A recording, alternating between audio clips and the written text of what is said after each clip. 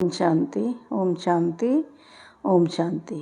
19 मार्च 2025 के ईश्वरीय मधुर महावाक्य। मीठे बच्चे, तुम्हें इस पुरानी दुनिया, पुराने शरीर से जीते जी मरकर घर जाना है। इसलिए देही अभिमान छोड़ देही अभिमानी बनो। मीठे बच्चे, तुम्हें इस पुरानी दुनिया, पुराने शरीर से जीते जी मरकर घर जाना है। इसलिए देह अभिमान छोड़ देही अभिमानी बनो। प्रश्न है, अच्छे अच्छे पुरुषार्थी बच्चों की निशानी क्या होगी? उत्तर, जो अच्छे पुरुषार्थी हैं वह सवेरे सवेरे उठकर देही अभिमानी रहने की प्रैक्टिस करेंगे। वह एक बाप को याद करने का पुरुषार्थ करेंगे। उन्हें लक्ष्य रहता कि और कोई देहधारी याद न आए। निरंतर बाप और 84 के चक्र की याद रहे। यह भी अहो सौभाग्य कहेंगे। ओम शांति। अभी तुम बच्चे जीते जी मरे हुए हो। कैसे मरे हो? देह के अभिमान को छोड़ दिया तो बाकी रही आत्मा।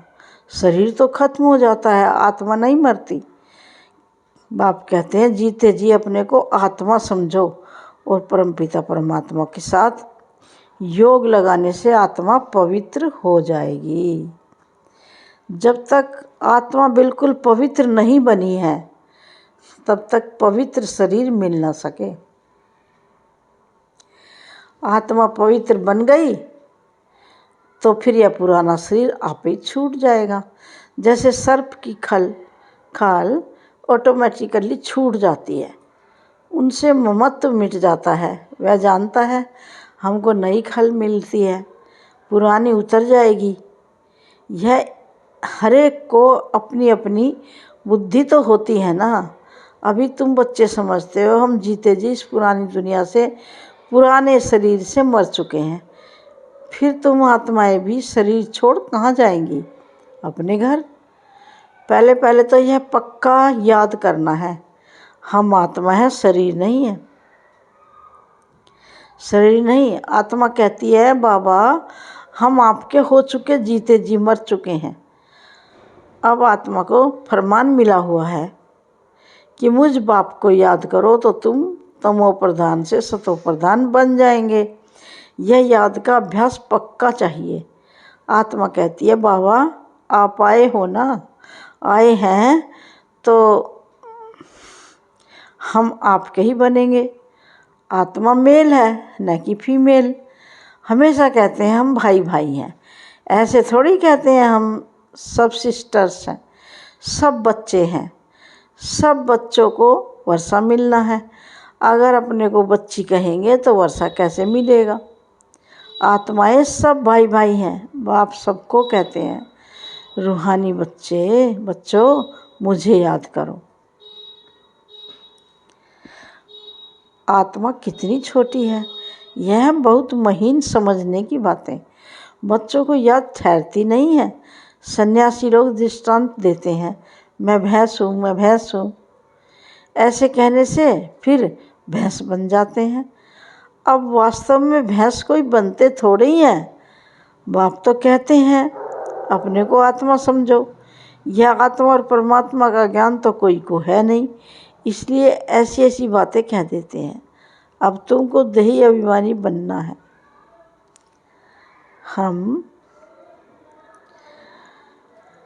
हम आत्मा हैं, यह पुराना शरीर छोड़ हमको जाना है, नया लेना है। मनुष्य मुख से कहते हैं, कहते भी हैं कि आत्मा स्टार है, बिरकुटी के बीच में रहती है। फिर कह देते अंगूठे मिसाला। अब सितारा कहाँ, अंगूठा कहाँ? और फिर मिट्टी के शालिग्राम बैठ बनाते हैं। इतनी बड़ी आत्मा तो हो नहीं सकती। मनुष्य देह अभिमानी है, वह तो बनाते भी मोटे रूप में है। यह तो बड़ी सूक्ष्म महीनता की बातें हैं। भक्ति भी मनुष्य एकांत में कोठी में बैठ करते हैं। तुमको तो गृहस्थ व्यवहार में, धंधे आदि में रहते हुए बुद्धि में यह पक्का करना है हम आत्मा है, बाप कहते हैं मैं तुम्हारा बाप भी इतनी छोटी बिंदु हूँ। ऐसे नहीं कि मैं बड़ा हूँ, मेरे में सारा ज्ञान है। आत्मा और परमात्मा दोनों मेरे में, आत्मा और परमात्मा एक जैसे ही हैं, सिर्फ उनको सुप्रीम कहा जाता है। परमात्मा को सुप्रीम कहा जाता है। यह ड्रामा में नूंद है। बाप कहते हैं मैं तो अमर हूँ, मैं अमर ना होता तो तुमको पावन कैसे बनाऊँ, तुमको स्वीट चिल्ड्रन कैसे कहूँ। आत्मा ही सब कुछ करती है। बाप आकर देही अभिमानी बनाते हैं। इसमें ही मेहनत है। बाप कहते हैं मुझे याद करो और कोई को याद न करो। योगी तो दुनिया में बहुत है। कन्या की सगाई होती है तो फिर पति के साथ योग लग जाता है। पहले थोड़ी सा पति को देखा, फिर उनकी याद में रहती हैं। अब बाप कहते हैं माँ में कम याद करो। यह बहुत बड़ी प्रैक्टिस चाहिए, बहुत अच्छी प्रैक्टिस चाहिए। जो अच्छे पुरुषार्थी बच्चे हैं वह सवेरे सवेरे उठकर देही अभिमानी बनने की प्रैक्टिस करेंगे। भक्ति भी सवेरे करते हैं ना, अपने अपने इष्ट देव को याद करते हैं। हनुमान की भी कितनी पूजा करते हैं, लेकिन जानते कुछ भी नहीं। बाप आकर समझाते हैं तुम्हारी बुद्धि बंदर मिसल हो गई है, अब फिर तुम देवता बनते हो। अब यह है पतित तमो प्रधान दुनिया।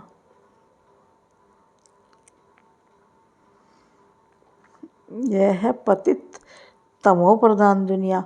अभी तुम आए हो बेहद के बाप के पास। मैं तो पुनर्जन्म रहित हूँ। यह शरीर इस दादा का है। मेरा कोई शरीर का नाम नहीं, मेरा नाम ही है कल्याणकारी शिव। तुम बच्चे जानते हो शिव बाबा कल्याणकारी आकर नरक को स्वर्ग बनाते हैं। कितना कल्याण करते हैं, नरक का एकदम विनाश करा देते हैं। प्रजापिता ब्रह्मा द्वारा भी स्थापना हो रही है। यह है प्रजापिता ब्रह्मा मुख वंशावली। चलते फिरते एक दो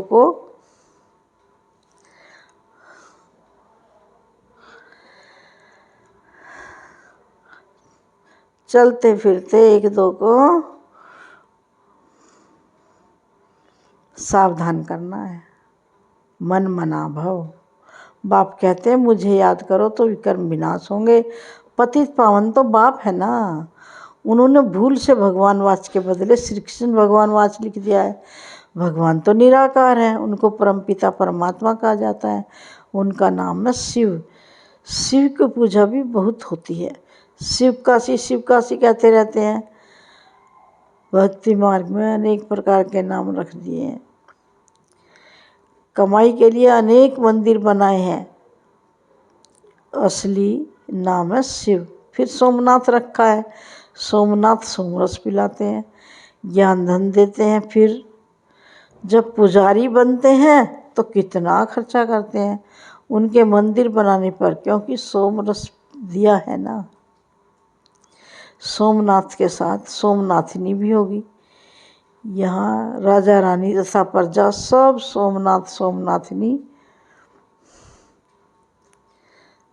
सोमनाथनी है। तुम सोनी दुनिया में जाते हो, वहाँ सोने की ईंटें होती हैं, नहीं तो दीवारें आदि कैसे बने। यह बहुत सोना होता है, इसलिए उनको सोने की दुनिया कहा जाता है। यह है लोहे पत्थरों की दुनिया। स्वर्ग का नाम सुनकर ही मुख पानी हो जाता है। विष्णु के दो रूप लक्ष्मी नारायण अलग अलग बनेंगे ना। तुम विष्णुपुरी के मालिक बनते हो, अभी तुम हो रावणपुरी में। बाप कहते हैं सिर्फ अपने को आत्मा समझ मुझ बाप को याद करो। बाप भी परम धाम में रहते हैं, तुम आत्माएं भी परम धाम में रहती हो। बाप कहते हैं तुमको कोई तकलीफ नहीं देता हूँ, बहुत सहज है।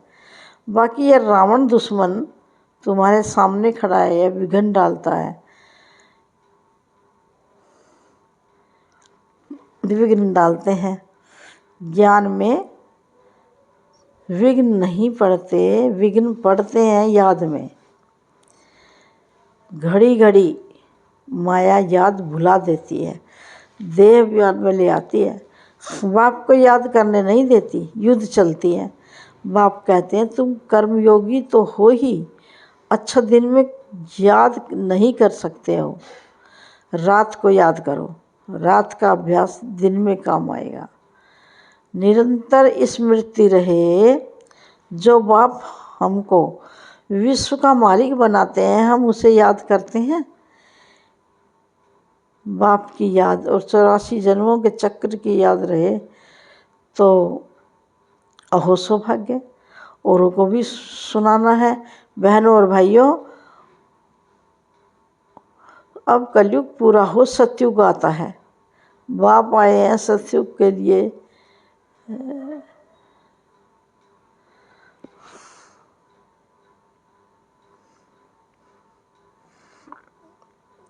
बहनों और भाइयों, अब कलयुग पूरा हो, सतयुग आता है। बाप आए हैं सतयुग के लिए, राजयोग सिखला रहे हैं। कलयुग के बाद सतयुग आना है। एक बाप के सिवाय और कोई को याद नहीं करना है। वानप्रस्थी जो होते हैं वह सन्यासियों का जाय संग करते हैं।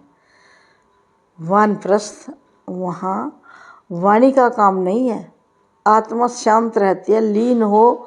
लीन तो हो नहीं सकते। ड्रामा में कोई भी एक्ट निकल आई, कोई भी एक्टर निकल नहीं सकता, यह भी बाप ने समझाया है।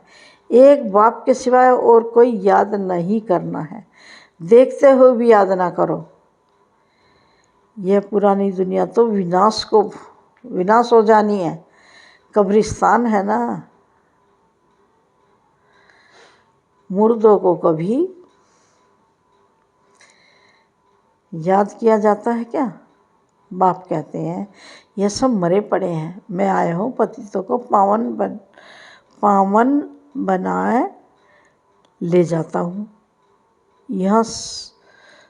यह सब खत्म हो जाएंगे। आजकल बम्स आदि जो भी बनते हैं बहुत तीखे तीखे बनाते रहते हैं। कहते हैं यहाँ बैठे जिस पर छोड़ेंगे उस पर ही गिरेंगे। यह नूंद है, फिर से विनाश होना है। भगवान आते हैं नई दुनिया के लिए, राजयोग खिला रहे हैं। यह महाभारत लड़ाई है जो शास्त्रों में गाई हुई है। बरोबर भगवान आए हैं स्थापना और विनाश करने। चित्र भी क्लियर है, तुम साक्षात्कार कर रहे हो। हम यह बनेंगे लक्ष्मी नारायण समान। तो यहाँ की यह पढ़ाई खत्म हो जाएगी। वहाँ तो बैरिस्टर डॉक्टर आदि की दरकार नहीं होती।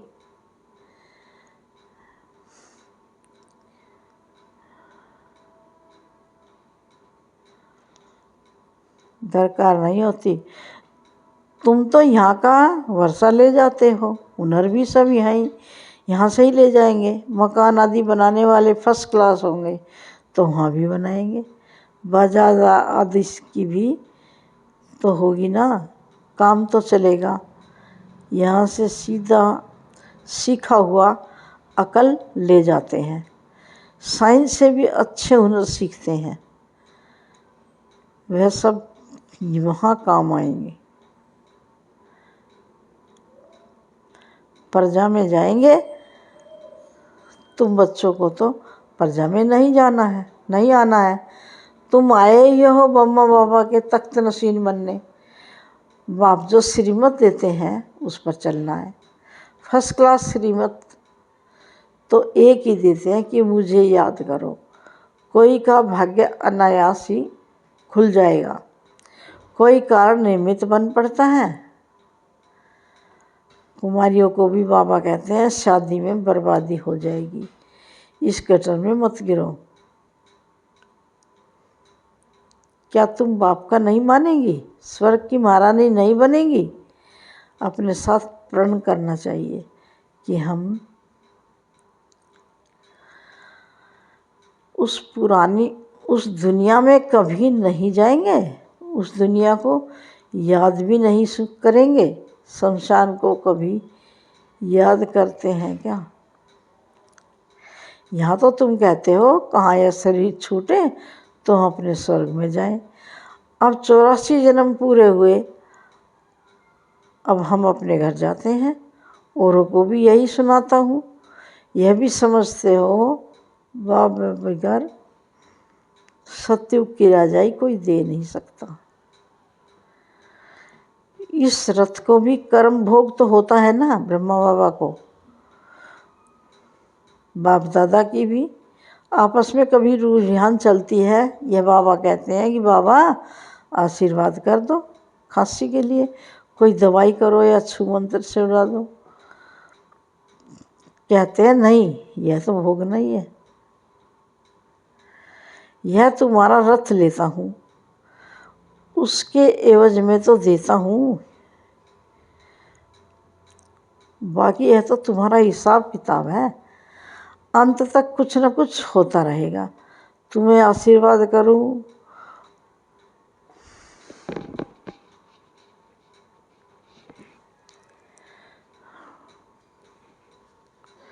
तुम्हें आशीर्वाद करूँ तो सब पर करना पड़े। आज यह बच्ची यहाँ बैठी है, कल ट्रेन में एक्सीडेंट हो जाता है, मर पड़ती है, बाबा कहेंगे ड्रामा। ऐसे थोड़ी कह सकते हैं कि बाबा ने पहले क्यों नहीं बताया। ऐसा कायदा नहीं है। मैं तो आता हूँ पतित से पावन बनाने, यह बतलाने थोड़ी आया हूँ। यह हिसाब किताब तो तुमको अपना चुप तो करना है, इसमें आशीर्वाद की बात नहीं। इसके लिए जाओ सन्यासियों के पास। बाबा तो बात ही एक बताते हैं, मुझे बुलाया है ही इसलिए है कि हमको आकर नरक से स्वर्ग में ले जाओ। गाते भी हैं पतित पावन सीताराम, परंतु अर्थ उल्टा निकाल दिया है। फिर राम की बैठ महिमा करते हैं, रघुपति राघव राजा राम। बाप कहते हैं इस भक्ति मार्ग में तुमने कितने पैसे गंवाए हैं। एक गीत भी है ना, क्या कौतुक देखा, देवियों की मूर्ति बनाए पूजा कर फिर समुद्र में डुबो देते हैं। अब समझ में आता है कितने पैसे बर्बाद करते हैं, फिर भी यह होगा। सतयुग में तो ऐसा काम होता ही नहीं, सेकंड बाय सेकंड की नूंद है। कल्प बाद फिर यही बात रिपीट होगी। ड्रामा को बड़ा अच्छी रीति समझना चाहिए। अच्छा, कोई जास्ती नहीं याद कर सकते हैं,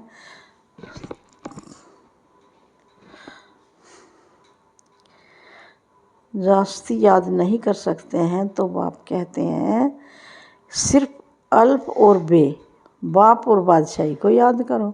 अंदर में यही धुन लगा दो कि हम आत्मा कैसे 84 का चक्र लगा कर आई हैं।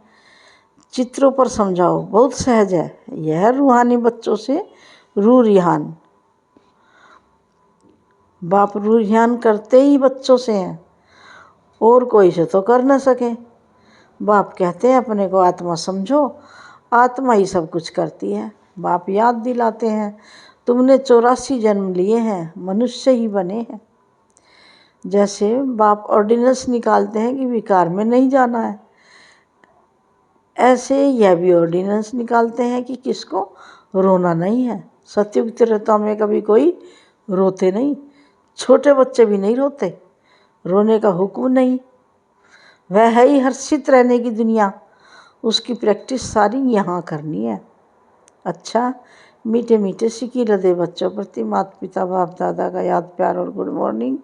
रूहानी बाप की रूहानी बच्चों को नमस्ते। हम रूहानी बच्चों की रूहानी बाप दादा को याद प्यार गुड मॉर्निंग और नमस्ते नमस्ते। धारणा के लिए मुख्य सार है। फर्स्ट पॉइंट है, बाप से आशीर्वाद मांगने के बजाय याद की यात्रा से अपना सब हिसाब किताब चुक्त करना है, पावन बनने का पुरुषार्थ करना है। इस ड्रामा को यथार्थ रीति समझना है। सेकंड पॉइंट है, इस पुरानी दुनिया को देखते हुए भी याद नहीं करना है, कर्म योगी बनना है, सदा हर्षित रहने का अभ्यास करना है, कभी भी रोना नहीं है। प्यारे बाबा का वरदान है, प्रवृत्ति में रहते मेरेपन का त्याग करने वाले सच्चे ट्रस्टी मायाजीत भव। प्रवृत्ति में रहते मेरेपन का त्याग करने वाले सच्चे ट्रस्टी मायाजीत भव। सार है, जैसे गंदगी में कीड़े पैदा होते हैं, वैसे ही जब मेरापन आता है तो माया का जन्म होता है। माया जीत बनने का सहज तरीका है, स्वयं को सदा ट्रस्टी समझो। ब्रह्मा कुमार माना ट्रस्टी की किसी में भी अटैचमेंट नहीं होती, क्योंकि उनमें मेरापन नहीं होता। गृहस्थी समझेंगे तो माया आएगी और ट्रस्टी समझेंगे तो माया भाग जाएगी। इसलिए न्यारे होकर फिर प्रवृत्ति के कार्य में जाओ तो माया प्रूफ रहेंगे।